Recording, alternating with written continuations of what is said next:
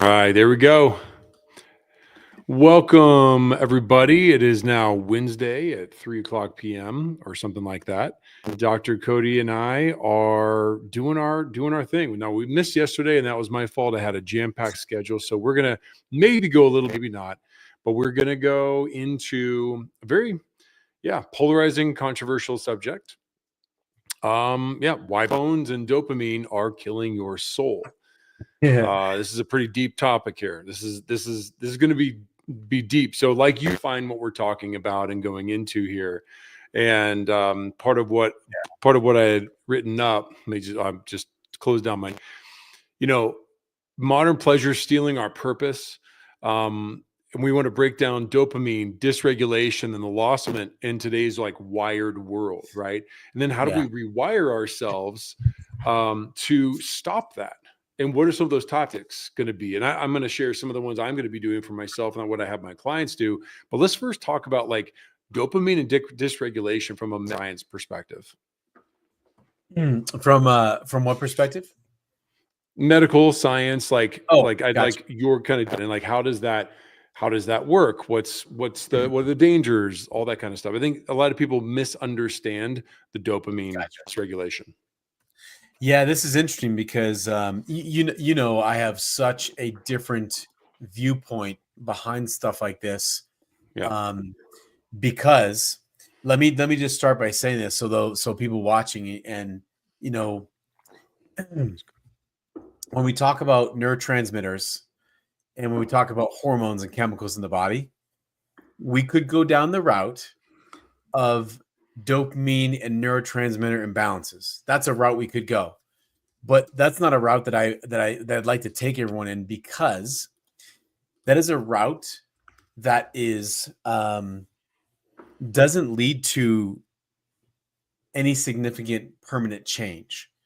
So, for example, they have I think there's something like 40 million people now on either an antidepressant or anxiety drug. Right.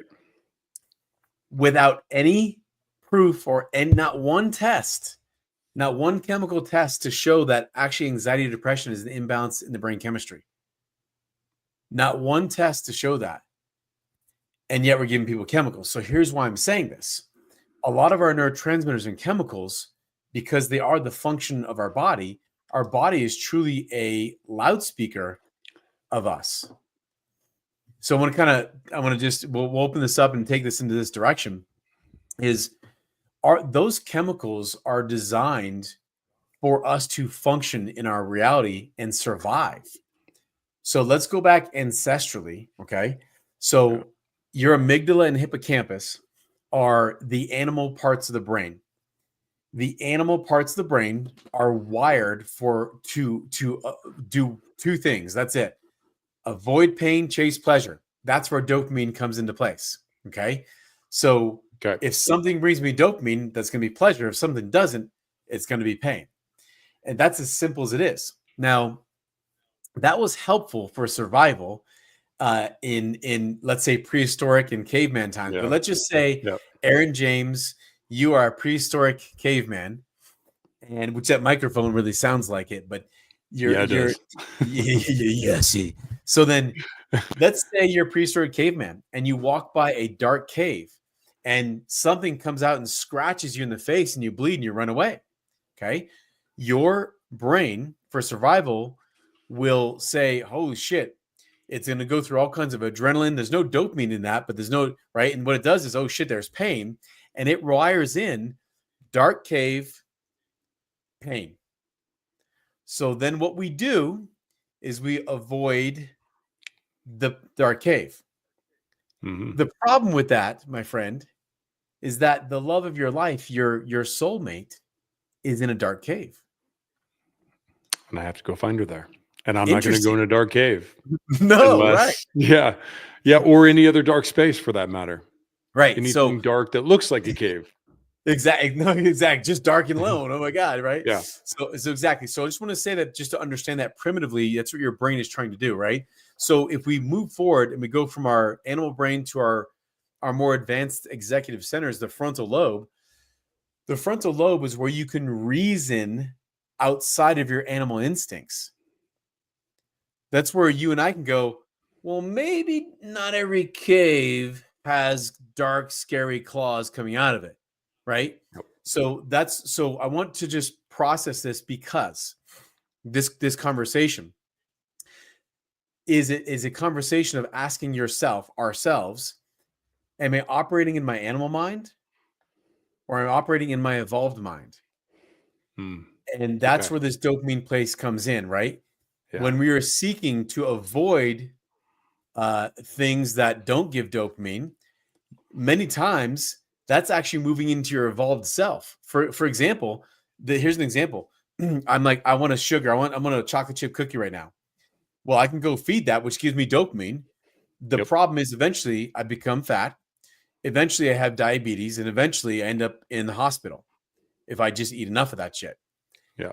So it doesn't lead to anything fulfilling at all. It doesn't lead to long-term pleasure. This is short-term pleasure. But if I sit in the pain, if I go in the cave, that's what I'm saying. If I go in the fucking cave and I sit in the darkness and I let it move through me and I go, wow, this wasn't so bad, I no longer look for dopamine. And what that does is it moves me into my more evolved part of my brain. Okay. Yeah. This is beautiful. Now I want to review porn, phones, that stuff, right? Exactly. Let's talk modern times. Let's talk. These are the things that are stealing our soul and taking us down those roads. Like what we're doing repeatedly each and every day is going to stack up compound interest over time. So said, why are phones, porn, other addictions, other things like that? And by the way, I'm going to say your question earlier is if I'm going to come from my automaticity, from the automatic, or am I going to go from my evolved self? Well, these social media platforms, and we are on one right, we're on multiple. These are created almost as algorithms to be able to feed these dopamines. Video games are larger than movies these days because they are built in with these psychological triggers that keep us in that always chasing something new, always thing, right? Keeping us on the edge of that and feeding that dopamine fix. So we're in a system in many ways that is feeding this dopamine addiction or dysfunction. Yeah. So like Harry's saying this because, and I love this topic when you first wrote, when I first saw this. So, this is important for many reasons. I do want to say, because the dopamine sometimes, there's no bad and good in any of this, truly.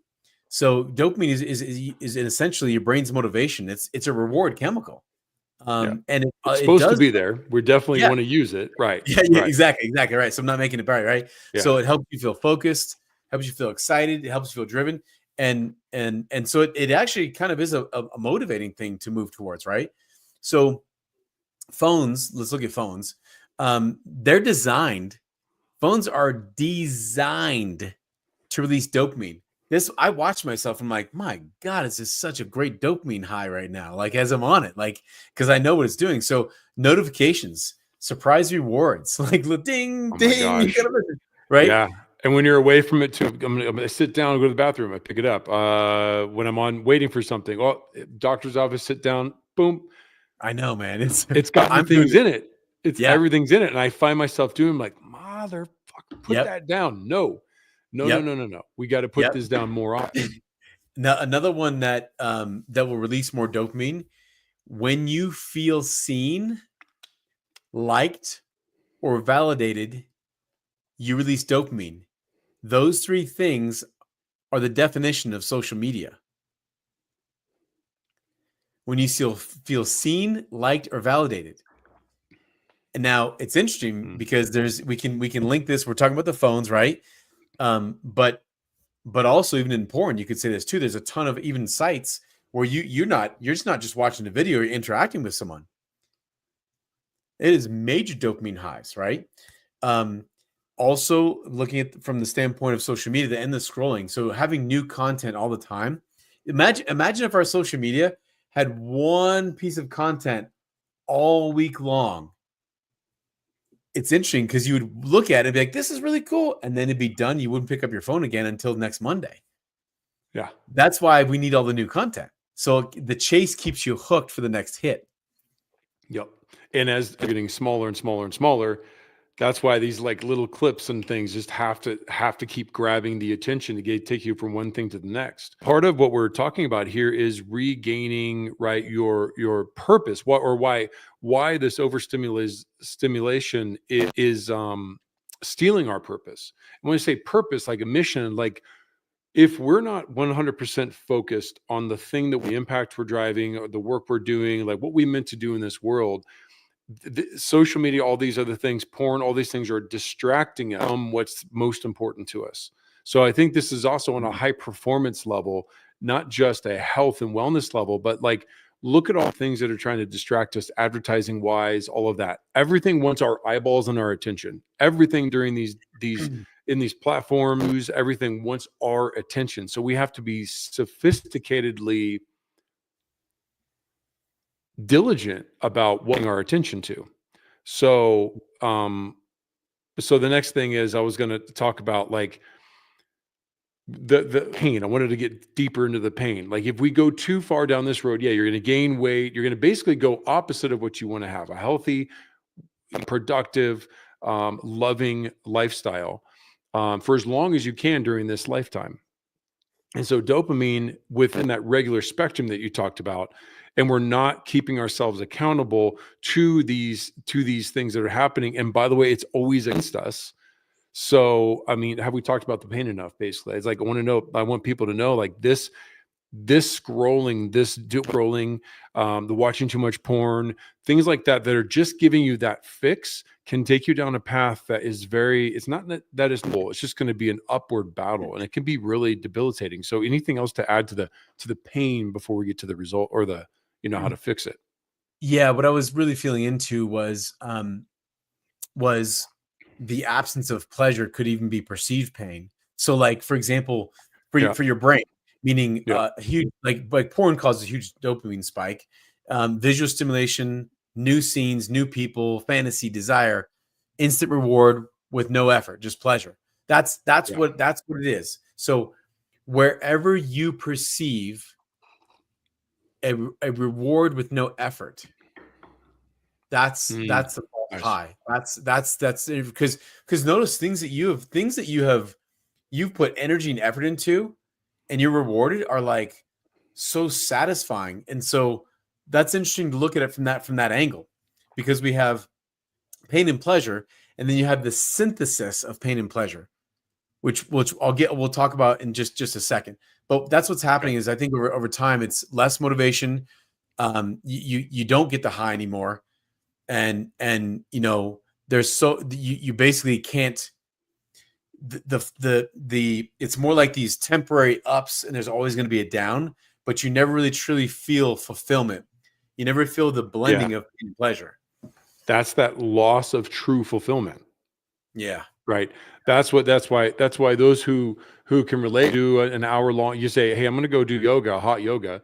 That's pushing your body. Or you're going to do, hey, you're going to come do an hour and a half breath work with me and hypnotherapy and all that. At the end, when you're pushing through, when it feels like your mind wants to shut down, it's because in a lot of your life, we've had these dopamine, these saying is those quick fixes and those quick dopamine releases. Whereas when you earn it, when you're taking longer time out of for your mind, what is used to, then we're stretching that. And then after the end of that, that relief, that good feeling, that deep actual fulfillment that you feel in every single cell in your body.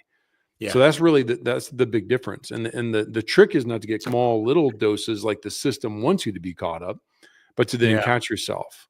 So how do we get into that, right? Like how do we catch, before we talk about the solution here, right? Mm-hmm. And I want to repeat to people, you're not broken. You don't need to be fixed. Nope. You have everything inside of you that you need, want, desire. All of that power is inside, not external. So these things are all external, trying to get control of your internal view. So I want to just say that. But what else, Dr. Cody, can we do to catch it in its tracks and stop this? Okay, so I'm going to say something probably very unpopular. Because listen, from my perspective, my friend, I literally have worked with thousands of people at this point, and most of these people have seen counselors and therapists for years trying to stop doing something. Yep. It doesn't fucking work trying to stop something. The reason why is because the more you try to stop something, it means you see that thing as more bad than good. And not why I want to point this out here is specifically, let's talk about the porn. When I've had men come to me say, "Hey man, I got a real problem. It's with porn." The first thing we do is we go and find the benefits of the porn. Mm-hmm. And what we do is, so watch this. Yeah, to them. To them, exactly. So in other words, they're like going, "Oh my God, this is destroying my life. It's doing these things," right? So they're polarized. So the more polarized you are, the more you're going to draw on the swing. So all we do is we go, "Hey buddy, when you're watching the porn, what happened?" "Well, I felt connected." "And okay, that's great. How'd that help you?" "How'd that help you?" "Oh, actually," we start finding, I have some guys who are like, "Holy shit, I made a lot more money this year because I wasn't out on dates spending thousands of dollars on dates and I was on porn." I was like, "Oh, that's interesting." So watch this. We go from the, "Oh my God, this is bad," to right in the middle to have love and appreciation. That's the place to make change from. I believe I've watched when you make change from a place that this thing is bad, you're setting yourself up for a relapse in the thing. Right. And that's talking about that frequency we talked about with Dr. Right. We're going from the shame, the guilt, the lowest stuff there that they're feeling, which you're bringing it to neutral, which is a higher frequency. That higher frequency, by adding a little bit of loving that thing or bringing that appreciation, then it's much easier to change than bringing it from that lower frequency. So it's beautifully put. Yeah, I love that. Love this strategy.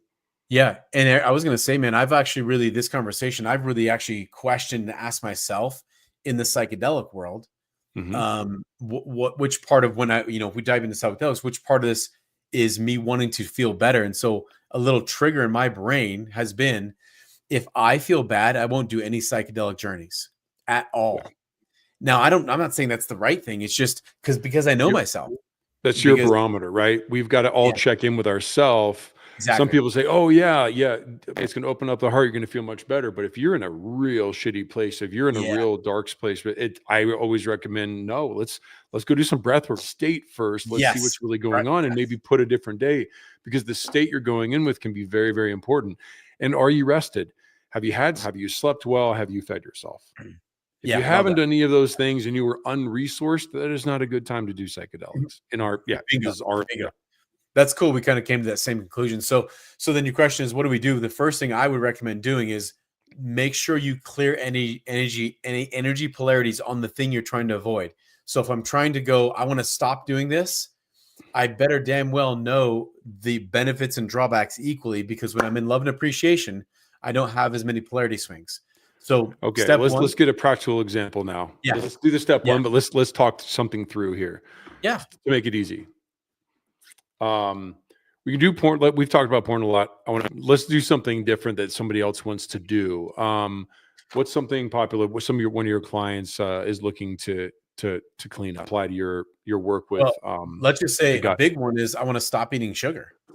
Yep. That's a big one. Okay. So step one, this is what people do though, is they go, "I want to stop eating sugar. I'm trying to stop." They go, first things first. This is so cool, man. If people get the little logistics of this, I was channeled and told this process. I didn't read this whole thing. Okay. So cool. So the step one, I want a cookie. I want a sugar. Okay. I identify that. Okay. If I just go sit in the wanting of the cookie without having, it's so simple, because I was told this and like, what do you mean? What does that actually mean? No. So this is me. If there's a cookie over there and I'm looking at the cookie, and I'm like, you know what? Hang on real quick. We're going to pause. I'm hungry and I'm just going to go eat that cookie because it's staring me in the face. Yeah. But I go, wait a minute. And I sit here and don't get a cookie. I literally stay in it. And I maybe close my eyes and I sink into, and you can guide me if you want, what you're saying. I want you to feel the pain of not getting the cookie. Ooh. That would be down in my stomach. Yep. It's like actually coming from my stomach. Yep. And they go, okay, relax your face, relax your shoulders, and dive face first in the middle of what you feel in your stomach.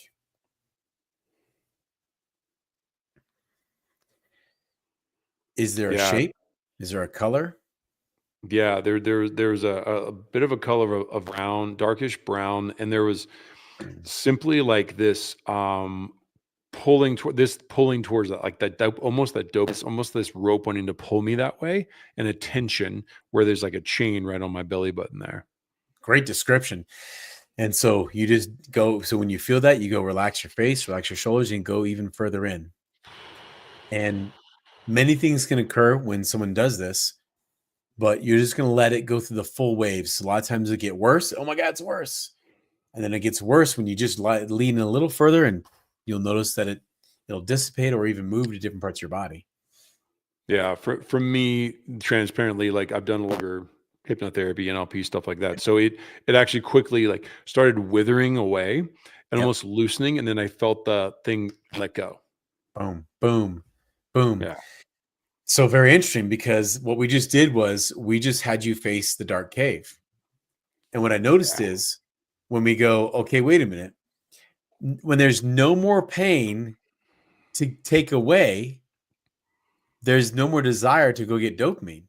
You go, well, that's interesting, because that's what I found is we're trying to release dopamine because we feel bad. But if we face the feel bad, all of a sudden you go, what feels good now? And now we're coming from a place of equilibrium. And I want to say that really clearly. Equilibrium is homeostasis. Your body's always staying homeostatic, but that doesn't mean you are. You're trying to stay homeostatic, which means in between sympathetic and parasympathetic. But what you just did was became in homeostatic in your consciousness. And we make better decisions in equilibrium than we do on either side of the charge. Beautifully put. Okay. So that's a thank you for walking us through that. I want to throw a few other ones in. Like how do we take back our brain? Is like, and I'm just going to speak on the social media part. Every single time we are liking something, we're putting it. And what I talk about with a lot of guys, and I'll do this cleanse as well. And as I'm falling into, because that algorithm is, man, it'll tits and ass. It'll start putting stuff in there like, oh no, I haven't clicked on it. I'm just gonna look at it. And then all of a sudden you've noticed you've clicked 5 fucking things, and there's more in your the search thing. So one, I'll speak to guys and on the girls, the same thing. The stuff that's out there, that's that little hit, stop liking it. Don't like it. Hold it. If you like it, keep the energy here, because you keep leaking. It's creating these leaks inside of your energy. And secondly, stop following those the OnlyFans and not the, hey, people doing their OnlyFans, do your thing. I'm just saying what I stopped doing, all the hot women I had on there, or the fitness people or the models and all that. Just cut it out and start detracting in the platforms that you're on the most, any of those distractions and things. And say, if I'm not following somebody that helps me with my mission, my vision, my goals, where I'm headed, then they don't need to see their feed, and I don't want them to be popping up. And so I'm going to be putting my energy, my likes on really nice quotes, really nice motivational videos, really medical health stuff, whatever, and really like clean up your output of that kind of stuff, so that the input coming back in is not, that's one small one you can do today. Spend some time and unfollow, clean up your act on all the different platforms, and really letting that input being on there. Now that's first initial to, secondly, a full social media digital detox. Deleting the app on your phone doesn't mean you have to delete your account. It just means delete it on your phone. If you're in business, hire somebody posting for you, and or go on your iPad or something separate where you're not always on it. It's just posting there, as opposed to having it so easily accessible. Those are just a couple other tactical. Real life. That's real life stuff, man. I like you gave action steps. Let's also give some actions where someone could get some natural dopamine release if they're actually looking. Yes. Right. Nice. Perfect. Yep. Cold shower, cold dip, cold plunge. Huge dopamine boost for this. Sunlight and early morning light. There's listen, this is so funny, because it's like we all know this, but this is the way the body's been wired in the brain for more than 25,000 years. Movement and workouts. God, how many times have I felt? I know when I've worked a long day and I'm like, I don't know if I'm going to go to the gym, and I already know, because I've done it so many times, if I go to the gym, I'm going to feel amazing after. So it's because I know the after feels so good, right? Dopamine release. This is a big one. I love this one right here. deep connection and real intimacy. Yeah. And we could have a whole conversation about that. But I mean, I feel deeply connected with you, man. Like I sometimes be able to actually have the deep connection I have with you. I'm like, what an equilibrium of a high. I don't even want to call it high because it's not highs and lows. It's love and appreciation. I think is what you call it. Sure. And That's then another one for me. Reaching out and just having a good, quality, authentic, present conversation. Also present moment, not in the future, not in the past, is really, really, really beautiful. Actually, you know right? what? Like just being presence. Yeah, when I was saying about homeostasis and equilibrium, that's what I didn't. That's what it is. When you become present in the moment when you're outside of those polarities. That's huge. Geez, that was yoga, breath work, all of that, all of that. Yeah. Do you got to go? You have a call? I do have a call. You want to stay on and do some more? Well, I'm gonna do another one later, but this was awesome. Okay. Thank you. We got the action steps in there. We've got the dopamine. Everybody, this is about taking your brain back, and always a fun time. Dr. Cody, thank you so much. Bye, everybody. Put your comments in below on the next one. Bye, everybody. Love you all. Talk to you soon. Bye, guys.